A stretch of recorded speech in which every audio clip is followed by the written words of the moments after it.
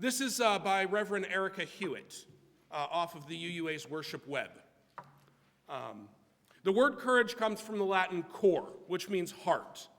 According to poet Mark Nepo, the original use of the word courage means to stand by one's core, a striking concept that reinforces the belief found in almost all traditions that living from the center is what enables us to face whatever life has to offer.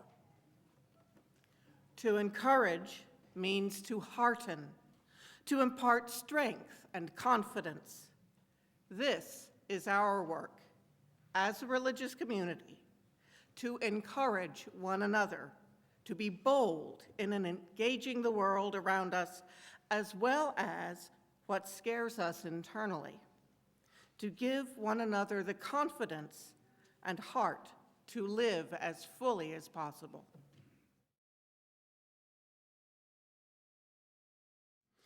This comes from Unitarian theologian James Luther Adams from a series he entitled The 5 Smooth Stones of Liberal Religion, from On Being Human Religiously. The community of justice and love is not an ethereal fellowship that is above the conflicts and turmoils of the world. It is one that takes shape in nature and history, one that requires the achievement of freedom with respect to material resources as well as with respect to spiritual resources. Skipped a line, sorry. Indeed, the one kind of freedom is not fully authentic without the other. Freedom, justice, and love require a body as well as a spirit. We do not live by spirit alone. A purely spiritual religion is a purely spurious religion. It is one that exempts the believer from surrender to the sustaining, transforming reality that demands the community of love and justice. This sham spirituality, far more than materialism, is the great enemy of religion. Today's second reading comes from Gary James' Why Organized Religion? Mr. James says, "These same people would not say, 'I believe in medicine, but I do not believe in medical schools, hospitals, and clinics.' Nor would they say, 'I believe in law and justice, but I do not believe in law schools, courts, and police.' Nor, 'I love art and beauty, but do not believe in art schools and museums.' If medicine, justice, and art are worth fostering, there must be institutions devoted to those purposes. And so it is with religion."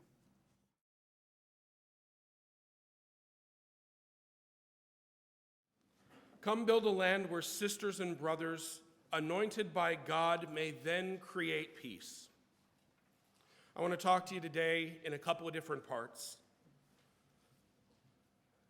The dream is beloved community. Who's with me? I think it's possible, but it's going to have to be built. It's going to take work, and we won't get there accidentally. We won't get there individually.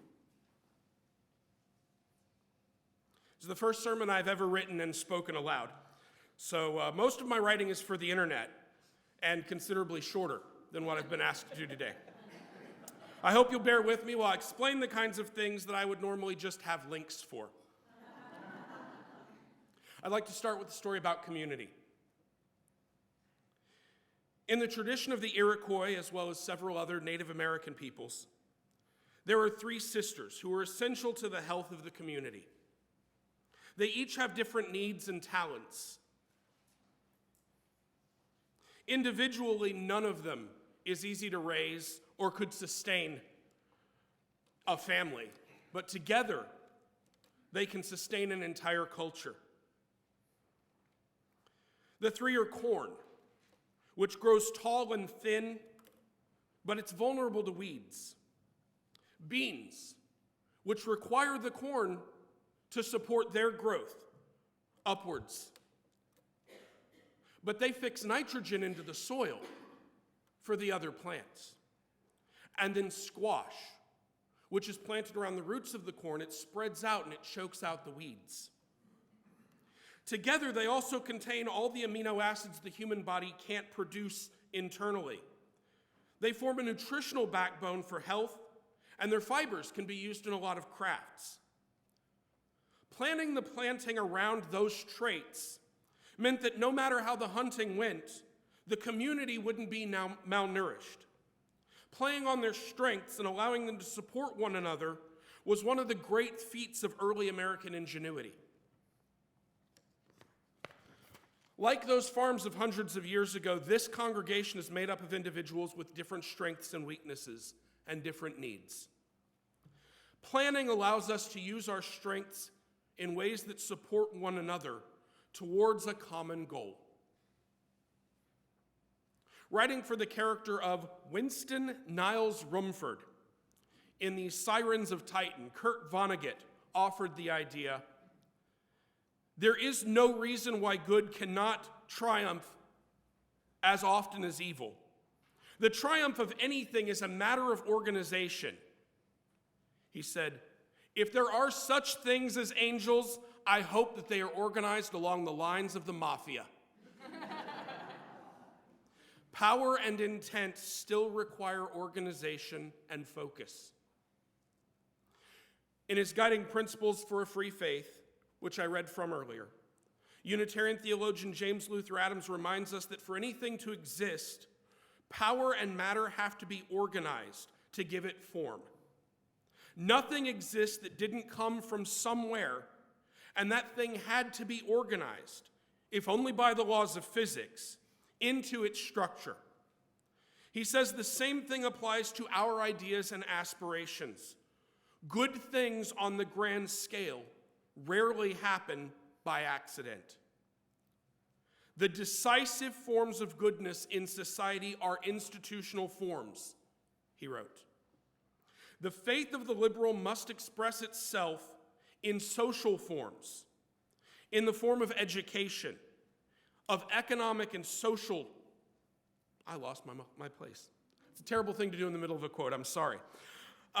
Economic and social organization and political organization. Without these, freedom and justice in community are impossible.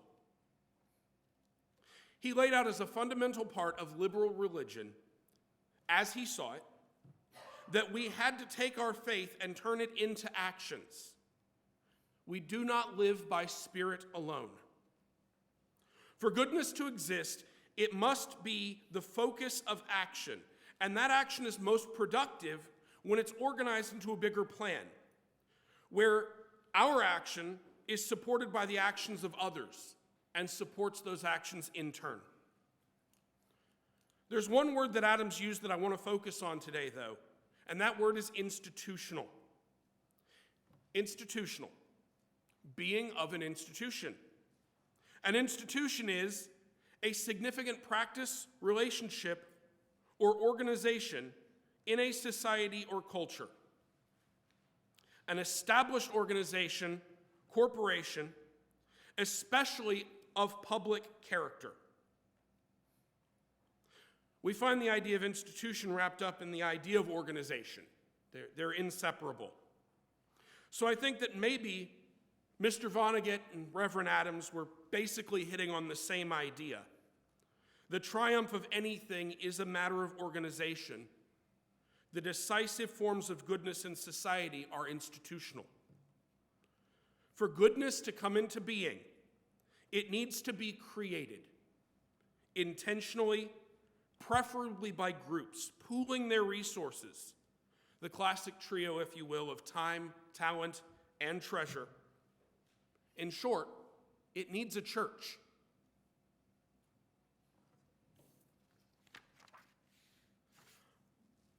I mean, yes, it needs lawyers and doctors and scientists, but all of those things are intellectual pursuits. And humanity has shown time and again that intellect needs guidance from some kind of emotional or spiritual force. Einstein said, "Science produces knowledge and indirectly a means of action. It leads to methodical action of definite goals are set up in advance. For the function of setting up goals and passing statements of value transcends its domain. Science is not good at setting its own goals. He goes on to say, the independent and fundamental definitions regarding the goals and values remain beyond science's reach.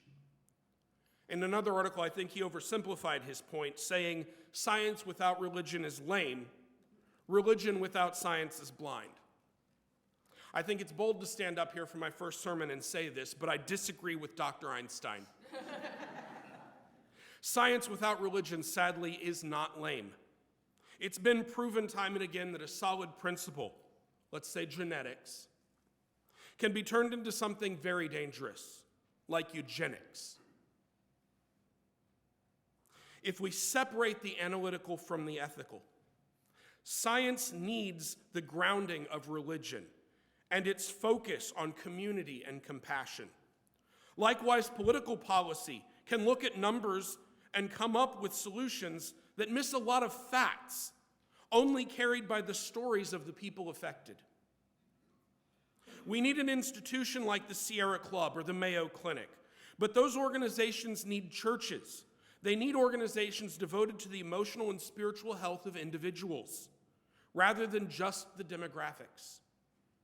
They need churches, whether they understand that or not. And a church needs a mission.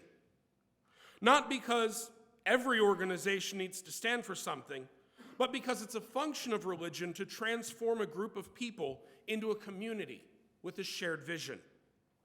For us, that vision is worldly, humanist, if you will. We want to make this a more loving, just, and peaceful world, right here, right now, as soon as possible anyway. Every UU congregation has a mission to do that in some way. That is essential to making good things possible. Goodness needs communities committed to these things. It needs something indistinguishable from a church, even if some of our congregations don't really like to use that word. Joining a congregation means committing to fulfill that mission. You promise some of your time, skill, and money to a vision of a better world. And when we have diverse membership, we have diverse skills. People who can commit time and money. When someone, if you are someone who has focused on a particular area of knowledge, you might join in an effort to lead a committee. If you're someone who has a broader set of skills, you might join several committees to lend those skills where they're needed. Each of us can expect that our talents will be used well and to have those areas where we are weak buttressed by someone with a different focus. By working together, we are like those three sisters, supporting one another and allowing us to serve the community fully. That's the reason that a lot of us came to Unitarian Universalism originally. We saw a group of people who were doing the kind of service to the community that we wanted to be a part of. What I'm asking you to do today is connect that to the larger mission. I'm asking you today to think about the mission of the congregation and how it serves to make the city and the county around you more just and compassionate. I'm also asking you to think about how it fits into the broader movement of Unitarian Universalism and our vision of beloved community with justice, compassion, education and acceptance, democracy and peace for the entire world. That's our vision of salvation here on earth for every person. That's what we believe goodness will look like. Goodness, in order to have form and function where it counts, needs a church. It needs a church with a mission to do good in the world. It needs a church with passion for seeing that mission through. It needs a church full of people. People that know that the mission probably won't be completed in our lifetime, but people who care enough about the world they live in and what they leave behind. People who commit to the mission to become part of the church that organizes to see that done. The mission to do good in the world is one that every Unitarian Universalist congregation is committed to. We phrase it in all kinds of ways to focus on different aspects, but because we're doing the work that we are best suited to as part of a broad movement, an organization, we know that our contribution is being multiplied. Those who have money fund those who have time. Those who have time funnel resources into a list of tasks, and those who have talent take on the tasks. By working in concert, we build, sustain, and strengthen an institution of goodness that is bigger than any of us and will hopefully outlive all of us.